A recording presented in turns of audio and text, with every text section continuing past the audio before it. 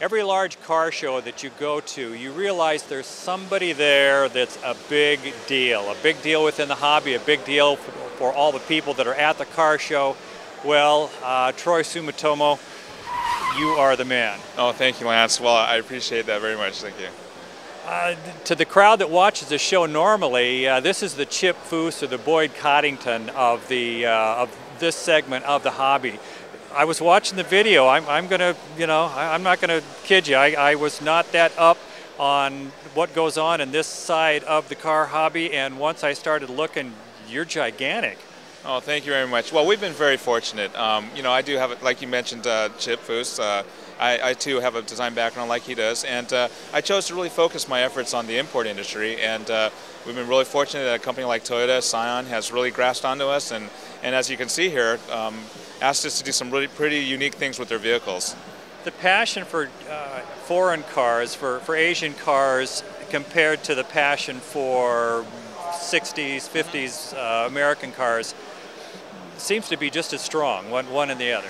Right. I mean, I think everybody, they latch on to what they really like, whether it's an old school, like you said, nostalgic American cars, or whether it's the imports. I mean, I think we all look for that one thing, that the passion, that whatever it is. I mean, to me, I like to stay pure too, with like you would, let's say, if you're an old Ford or Chevy guy. I mean, you kind of stick to that brand that you grew up with, and Toyotas. I mean, I've owned Toyota since I was day one. My first car was a Toyota, so yeah. I mean, I find myself, latching onto it and being pretty loyal to it, like you would like an old school American car.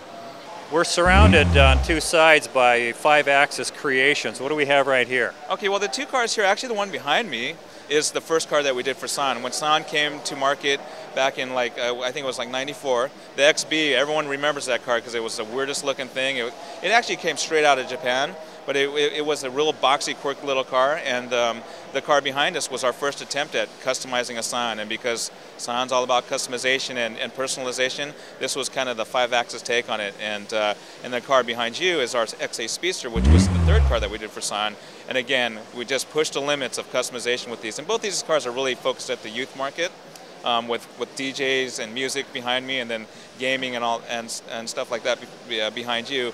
I mean, that was really our focus. What does the Scion market really want? What do they grasp onto? And we felt these were kind of like our best shots at that. I write for a few newspapers, and I had the pleasure of covering a Scion event in Seattle in the recent past. There were, hundreds of Scions there, and what surprised me, again, it's the age thing, was that there were so many people that bought these cars that weren't under the age of 30. There were lots of 50s and 60s, and there was even a guy in his 70s there. And he made his living as a clown. The guy out of Vegas, yeah. I mean, Lance, that's one thing you touched upon. The Scion market, it is really geared towards the youth market. But as you said, I mean, how many other car shows do you go to where there's I call it a cult following, but it literally is. I mean, Scion, the owners, I mean, they're real passionate. They drive in large crowds to these events. I mean, they just recently had this big event up in Nevada. I mean, where in the middle of the desert, they had a whole bunch of people show up.